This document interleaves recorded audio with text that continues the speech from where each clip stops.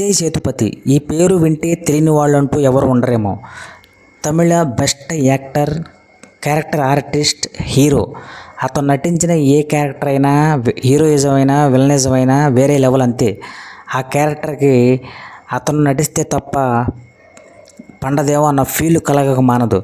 అతని నుంచి వస్తున్న మరో చిత్రం మహారాజా. ఇప్పుడు థియేటర్లు రన్ అవుతుంది.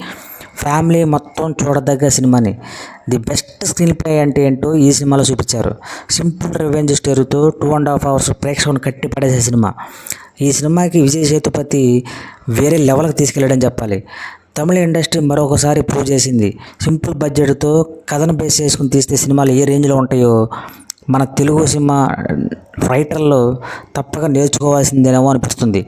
ఇలాంటి సినిమాలు నటించిన విజయ్ సేతుపతికి హ్యాట్స్ ఆఫ్.